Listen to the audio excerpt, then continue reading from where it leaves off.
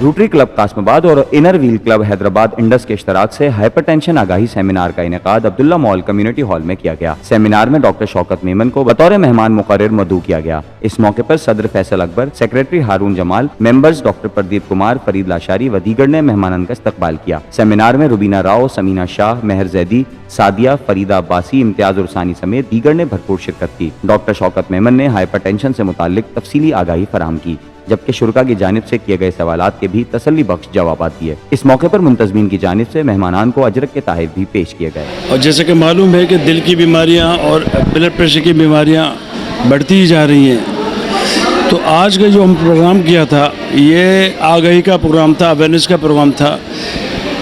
मैं hypertension league जो Hyderabad chapter है इसका सेक्रेटरी हूँ, तो इस तरह के काफ़ी सारे प्रोग्राम्स किए जा चुके हैं। मकसद इन प्रोग्राम्स का होता ही है कि लोगों में आगाही पैदा की जाए कि इस बीमारी से कैसे बचें, और अगर इसमें हम मुब्तला हो चुके हैं तो फिर इसको ओवरकम कैसे करें, इसको ट्रीट कैसे करें। तो इस सिलसिले में आज काफ़ी सारे मालूमात दिए मैंने, और काफ़ी सारा बेहतरीन प्रोग्राम इसलिए कि सक्सेसफुल प्रोग्राम की निशानी ये होती है कि क्वेश्चन आंसर्स काफ़ी हों।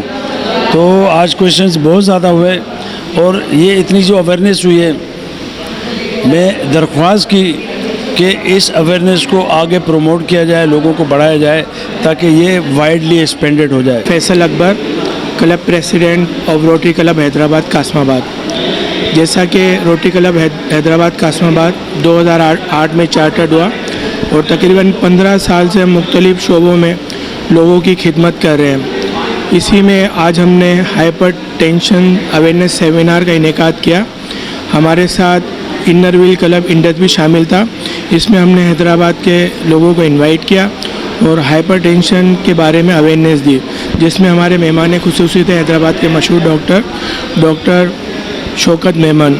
उन्होंने काफ़ी अच्छी अवेयरनेस दी, लोगों ने क्वेश्चन भी किए, उनके आंसर भी दिए गए और इनसे लोगों की नॉलेज में भी इम्प्रूवमेंट हुई।